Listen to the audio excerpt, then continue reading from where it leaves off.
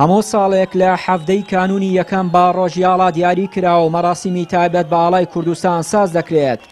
بەڵام لە کەرکووک و ناوچە جێناکۆکەکانی دیکە زیاتر لە 3 ساڵە نەک مەراسیم بۆ ڕۆژی ئاڵا ساز ناکرێت، بەڵکو ڕێگە نادرێت لە سەردام و دەستگا و بارەگای حیزبە کوردستانیەکانیش ئاڵای کوردستان هەڵبکرێت.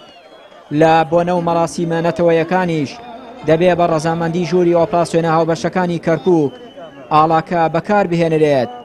بەرپرسێکی کۆمەڵی ئیسلامی هەڵە و شکستی حیزبە دەسەڵاتدارەکانی کوردستان بە هۆکاری ناشرینکردن و قەدەغەکردنی ئاڵای کوردستان دادەنێت.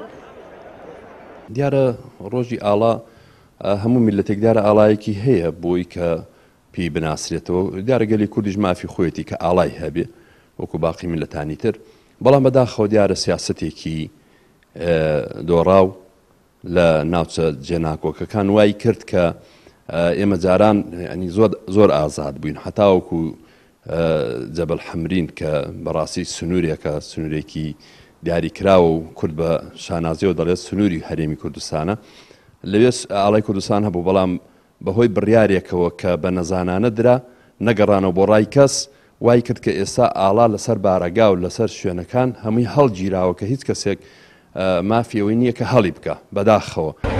لە 2014 لە کاتی سەرهەڵدانی داعش و هاتنی پێشمەرگە بۆ کەرکووک و ناوچەکانی باشووری کەرکووک، ئاڵای کوردستان بە درێژایی 10 کیلۆمەتر لە سنووری حەمرین لە سەر سەنگەرەکانی پێشمەرگە دەشەکایەوە.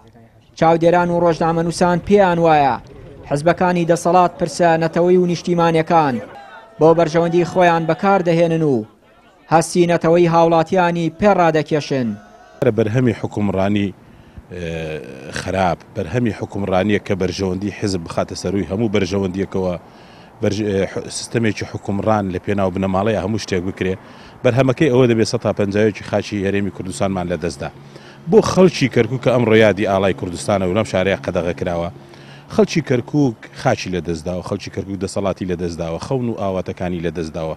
بچووکترین بەشی خەون و ئاواتەکانی خەڵکی کوردستان، خەڵکی کەرکووک ئاڵای کوردستان بۆ لەم شارە بشەچێتەوە. بۆیە من پێم وایە ئەو خەون و ئاواتانەی خەڵکی کەرکووک کە لە دەسیدا لە دەسەڵاتی کە هیبوو لە دەسیدا لەو خاکەی بەدەستەوە بوو لە دەسیدا زۆر گەورەترە لە ئاڵای کوردستان. بۆیە خەڵکی کەرکووک لە ڕۆژی ئاڵادا زۆر سەروەری و دەستکەوتیان لە دەستدا. دیگە لە ئاڵات چەندین ناوچ کێشەی ترمان هەیە، لەوانەیە کێشەی خاک نەمانتوانی یاسایان چارەسەری بکەین. بۆیە بەنەمانی ئەو ئەمری واقعی پێش 16 ئۆکتۆبەر هەبوو سێکن ئێستا کێشەکان هەم گەڕان و بۆ خاڵی سفر دووبارە سەرن هەڵداوەتەوە، چکە نەمانتوانی چارەسەریان بکەین. تەنها سیاسەتی ڕۆژمان پەیڕەو کردبوو لە چارەسەرکردنی خاک زەویە بۆ ئاڵای کوردستانش کە لە ڕەمزەکانی نەتەوەی کورد هەروە بوو. نەمانتوانی ئێمە مادام مافی ئیدارەدارمان هەیە لەم ناوچەیە کەواتە هاوشانی ئاڵای عێراق مافی کووردە کە ئاڵای کوردستانیش لە سەردام و دەستگەکان هەڵبکرێ. ئێمە ئەبوایە بە یاسا بکرێ.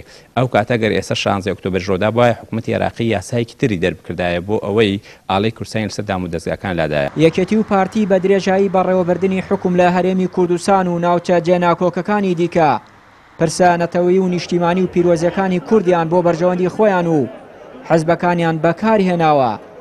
دواتر بە ناوی کوردایەتیەوە بە هاوڵاتیانیان فرۆشتوتەوە. هەر بۆیە پرسی هەڵکردنی ئاڵای کوردستان لەو ناوچانە تێکەڵ بە ململانەی حزبی کرا، چونکە هاوڵاتیان پێیان وایە حزبەکانی دەسەڵات لە پێناو دەستکەوتی مادی هەموو پیرۆزیەکانی کوردیان دۆڕاند بە ئاڵا و خاک و پیرۆزیە نیشتیمانەکانی دیکەوە.